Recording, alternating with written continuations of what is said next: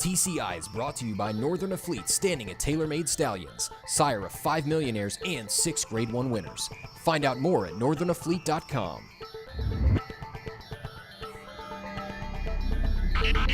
Welcome back to TCI's On the Clock, where we discuss key issues and races leading up to the Breeders' Cup. Alongside Joel Cunningham and Ed DeRosa, I'm John Siegel. Guys, before we start the show, let me give you some props. You know, I challenged you. I said not too good with the Phillies 2 weeks ago, but you guys did pretty good with the Colts. Yeah, 2 out of 3 gave Chalky, some winners.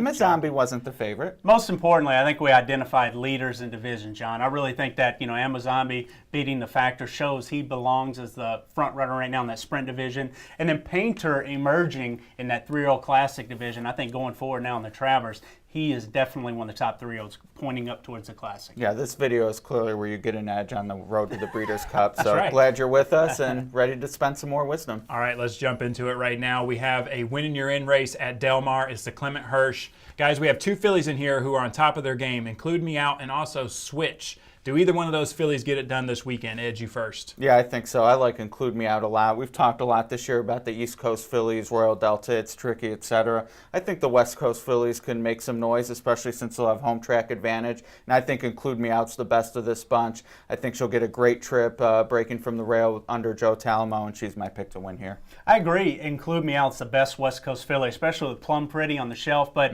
my question is the Polytrack. That's the great equalizer. And you mentioned this is a win in your in race. How's it going to translate to the dirt at Santa Anita? So I can't go for Include Me Out at a short price. Switch, I throw her out completely. She is not as good on the Polytrack, and her last race was overrated in my opinion. No, I'm hoping she takes money off that race and maybe create some value with Include Me Out, who's actually getting a lot of weight break. She gave 7 pounds in that last loss. And an interesting thing in this race, though, is the Chilean Wonder, 10 for 11. We talked about Polytrack and dirt, Polytrack and turf. She's only been on dirt. How will she handle Polytrack? If she handles it like she did the Chilean dirt, though, she's trouble. I like the fact that a conservative trainer like Drysdale has Amani in a Grade 1 race, John. I mean, she beat Boys in the St. Ledger down in Chile. 10 for 11, you've got to be a pretty good racehorse. I know maybe she's run against lesser in that country than she'll face here, but Garrett Gomez gets aboard. A very good show of confidence by rider and trainer. Interesting to see how the board opens up on her, for sure. Absolutely. All right, let's move East Coast now, and let's move to Saratoga. Let's talk about the Vanderbilt. Interesting in here, we see Shackelford. They've said that they wanted to point for the Classic, but yet they're backing him up to 6 furlongs. JC, can he handle that distance? I don't think he can, and quite honestly, well, maybe he can handle it against lesser, but that's not his sweet spot as far as, where he's best at. He's a high cruising speed horse that really likes to stretch it out longer around one turn and can get 2 turns, I think, maybe up to mile and 8. They want to make him a classic horse, John. He just came out of the Met Mile. It was a hard race, took a lot out of him, so they couldn't point for the Whitney. This is a prep now for the Woodward. Yeah, I agree. He's tough to take at 6 furlongs. A lot of buzz about him going in this race, and I think the money will follow that buzz. Right. So to me, he's an underlay. I'm going to definitely take a long look at MC. Karen McLaughlin's firing on all cylinders this meet. This horse is absolutely going to be ready to roll. He's super fast. He's the fastest in the race, and to me, 6 furlongs is perfect for him. So this is the race for him. If he doesn't win this, he's not going to win a Grade 1. I love MC in here. I mean, he's been on our TCI Top 5 of the Sprint Division. Here's a horse that I really think has a huge second end of the year set up with that brief freshening. I agree. I think he's a standout in this race. He's going to get the job done. All right, staying at Saratoga, another win you're in. It's the Whitney. Guys, tell me, in this race, we see speed holding, but there could be a closer step up in here. Who do you think it'll be? I think it'll be Himbook, who wouldn't really be stepping up because he's already won the Don Handicap. Right. But, he chased home Mucho Macho Man, who freaked out in the Suburban. I don't think any horse is on that level in this race. Plenty of speed for him to chase. He's my pick.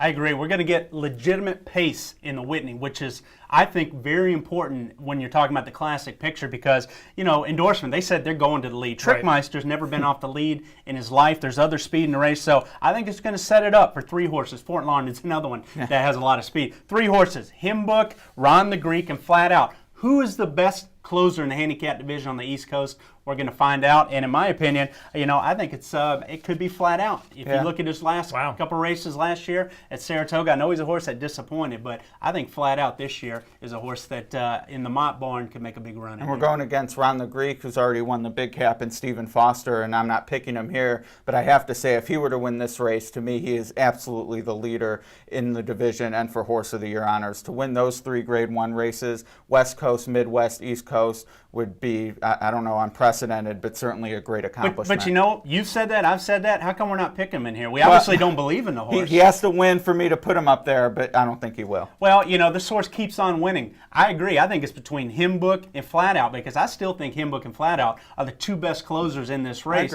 But Ron the Greek just keeps on winning, not getting the respect. But between those three, I definitely think whichever closer emerges once they get the pace Saturday is going to be the top closer on the East Coast. All right, so you guys are just counting out the front runners. Endorsement, you think he's got no shot? No, I mean, I think he'll run better. Last time out in the Suburban, he looked terrible going into the gate. Martin Garcia rushed him out of the gate, and he wanted no part of that race at all. They said they've corrected a problem, whatever that may be. I just think there's too much pace with Trickmeister in there. I just think there's too much speed. It's going to set up for a closer. I mean, with the way Alpha ran in the Jim Dandy, a trip like that could certainly win, but I just think there's too much speed for anyone to get away with that. He's not going to go 114 exactly, for no. 3 All quarters. right, fair enough. All right, it's time to tackle the topics. We have to talk about a horse. He was going to run in the Haskell, opted for the West Virginia Derby, but why we're talking about him is, of course, it's Hansen with the blue tail again. Guys, we're bringing this up. Do you think this is a good idea to run this horse with a blue tail? I think it's an idea. I mean, I certainly don't think it's bad. I don't think it's the greatest idea. You know, it's not Bill Veck great, but I think it's interesting. Fans will come out, they'll take pictures, they'll crowd the paddock. They would have done that anyway, but I think there'll be a little extra buzz around Mountaineer that day to see the white horse with the blue tail. So I'm not against it. But will there be? I mean, like, if they would have done it at the Bluegrass, there was a ton of buzz over it. I mean, I don't think it's as publicized. No, it's certainly not as publicized, but I've been to Mountaineer before, and where the paddock is, it's definitely a sort of controlled environment, and I think people will talk about it, and people who otherwise maybe wouldn't have checked out the horses, they'll hear about it and they'll want to see it. So in that regard, I think it's positive. JC, we've talked about it a million times on the show. People have strong feelings about doing this to the horse. What do you think? You know, if it doesn't hurt the horse, the chemicals don't hurt the horse, you know, not going to affect any other horses in the race, I don't have a problem with it at all. It can only be a positive. My question is the platform. You know, certainly racing is not as strong in West Virginia. They don't have an issue with it. Clearly, Mountaineer Park is a racino. I don't think they really care. But they're not really...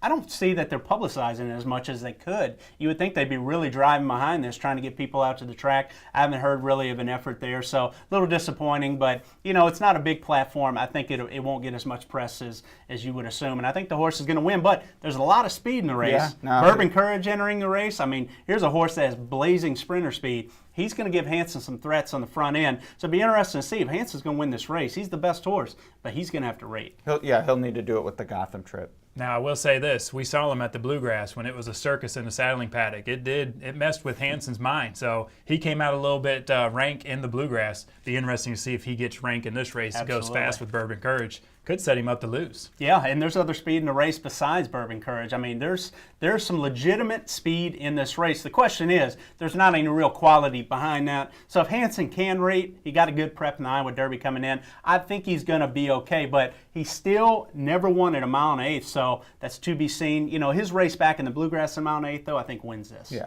All right. Well, thank you guys. I appreciate your input, and I thank you guys for watching. Make sure you come back next week. We'll recap these top races.